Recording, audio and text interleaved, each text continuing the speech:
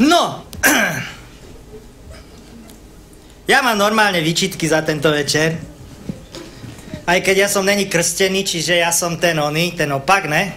Ten opak tých krstených, tí sú čo, satanisti, ne? Jako? Ateisti? Čiže ne, ja som ateista. Ne, viacej si myslím, že som onanista než ateista. Čiže som nekrstený onanista. To je po piči viera, chlapci. Túto vieru držím pevne v rukách sám. Viem, čo je moja cesta. No dobre, ja tu mám ako vždy tie pripomienky také všelijaké k tomu všetkému dianiu, čo sa tu dialo dneska večera, čo tu odznieva. Pôjdem tak nejak postupne. Mňa tu zaujalo pred chvíľou, kto hovoril, počkajte, na tému, piču z ryžu to nájdem.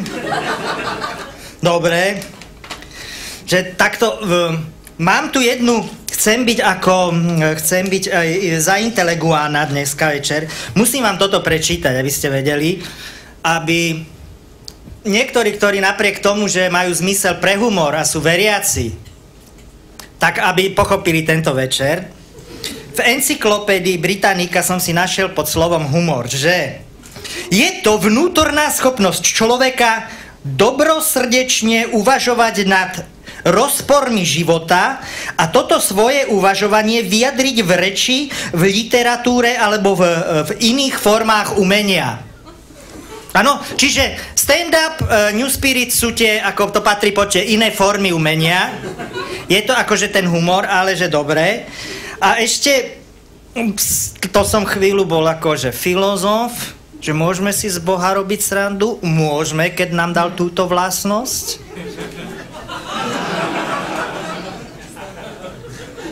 Bývalý blonďák? A do piči, jak som sa vypracoval, čo?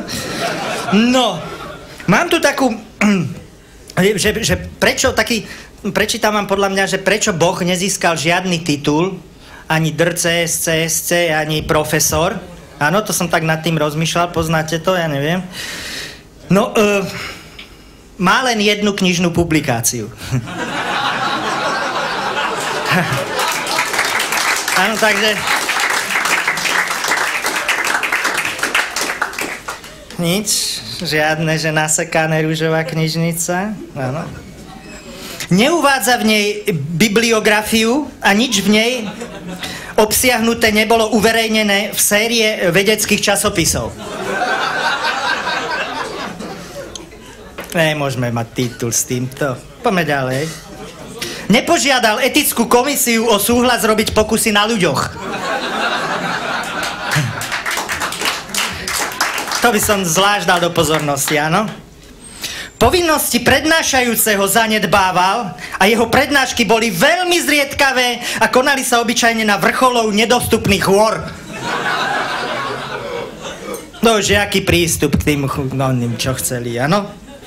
Namiesto prednášok spravidla študentom jednoducho prikazuje. A tak odtiaľ potiaľ, tak nejaký prístup študentovi, že ak prikáza, no to. A naposledy mám poznámku, jeho stylista si skutočne nedal záležať a o kaderníkovi ani nebudem hovoriť radšej. No takže toto by som mal na tému, prečo nemá žiadny titul. Ja tu mám nejaké... ako by som sa priblížil dnešný večer aj divákom verejnoprávnej televízie. V rámci Drišľakovín mám aj veriace a neveriace vtipy. Mám takých svojich pár obľúbených. Svätý Otec ide v tom papamobile a po meste a tam to robí s tou rukou požehnanie a tak sa pozrie dozadu a vidí taká mladá blondína, súčasne oblečená, celkom pekná, beží za ním a Svätý Otec si pomyslí, že to je skvelé, naša viera, takto to oslovuje aj ľudí a spája to na mladí tomu veria. O hodinku sa otočí zaza, dievčina stále beží, je troška viacej zadýchaná, ale stále beží, si hovorí, naša viera naozaj oslovuje aj mladých ľudí, to je skvelé. Po 3. hodinke sa pozrie dievča, taká je vyčerpané, ale beží. Zabúcha, nech zastanú, hovorí, tá si zaslúži to rozrešenie a pomazanie odo mňa, všetko, tak zaslúži otvoriť to okienko, blondína dobehne. On, dcéra moja, čo si praješ, čo ti môžem splniť? Dobrý, jednu veľkú vanilkovú som poprosila. Piče, ako...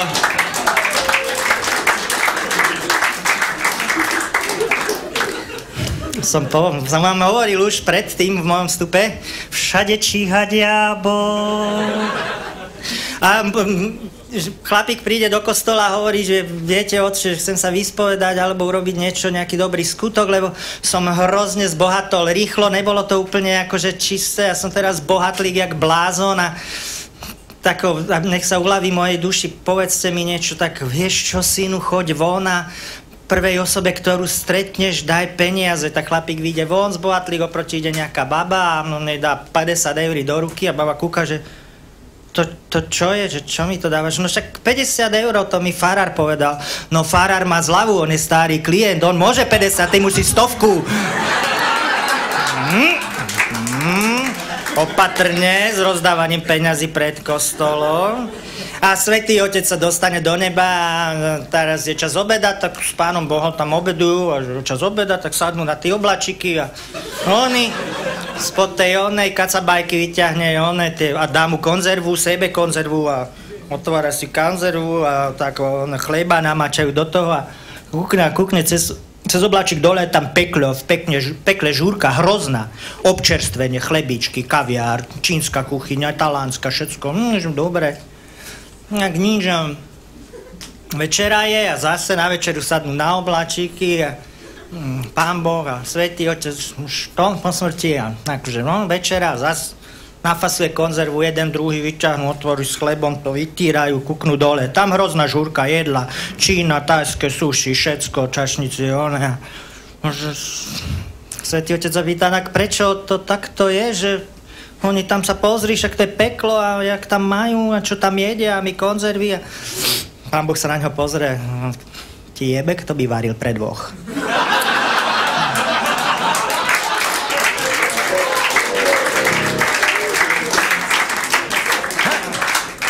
To je pravda, to sú moje obľúbené. Je to troška STV, ale ja ich mám rád.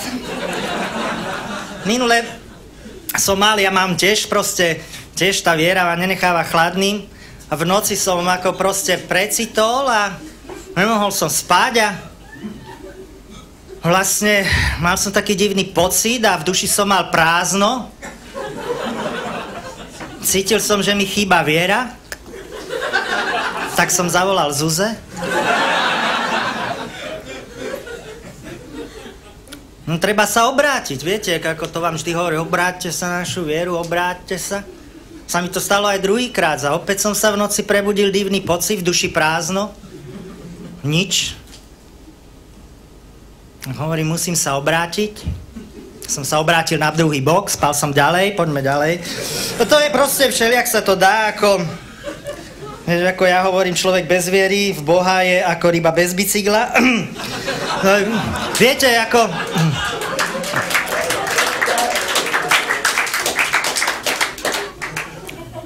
Viete, prečo Boha ukrižovali, prečo ho napríklad neutopili?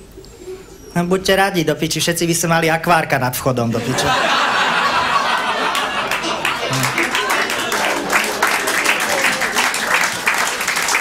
Jaké frky, ne? Také bohovské.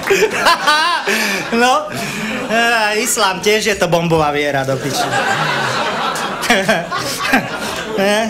Toto som dal, toto som vám povedal, toto som vám zvedol uprostred, áno. Jaj, a teraz takto ja som sa tiež zamýšľal, napríklad, kopec bolo srandy, fakt. Poďme vážne. Teraz, keď ste veriaci, alebo veriaci správne, keď to funguje, jak to chalani hovoria, v týchto kostýmoch, keď to funguje tak, jak to správne by veriaci mali mať obrovské zľavy napríklad na autá. Ne? Odpočítaj si 6-krát, 8-krát už dobrý auta, airbag. Mesto každého airbagu len krížik, víš? Však keď je to tak, že ochráni, tak to funguje na čo zajebané, one zálohové airbagy. Najebeš krížiky, 2 dopredu, prespoluješ to z boku, detské dozadu. Vybavené! 6 000 euríček doma. A všade číha diabol. Tak oni skutočne, ak títo pastieri a duchovní, čak to všetci viete, na rozdiel od učiteľov majú naozaj radi deti, áno. Tak tam je taká veta, že pustíte ku mne maličkých, no niektorí tí kňazi si to zobrali úplne tak doslovne. Vieš, to je také, no, čo by som, mám tu ešte jednu takú myšlienku. Ja som vtedy, hovorím, mňa to tiež nenecháva chladným a mám pred tým úctu a takedy ma fakt zamrazí, minule som potreboval na internete si kúpiť dačo na bicykel, prišla sezóna a bol tam inzerát, že kúpim dušu, keď máš, pošli SMS-ku na 666, až ma zamrazilo. To je on, rozťahuje svoje tiete, všade som vám hovoril, na všade číha diabol. A ešte tu mám jednu múdrosť, ktorou som sa vám chcel... Áno, budem citovať na záver ten Clock Live na Channel 4, že v katolíckej cirkvi je toľko pedofilov, že si človek ani nevšimne, že pápež je nacista. Díky moc, čaute.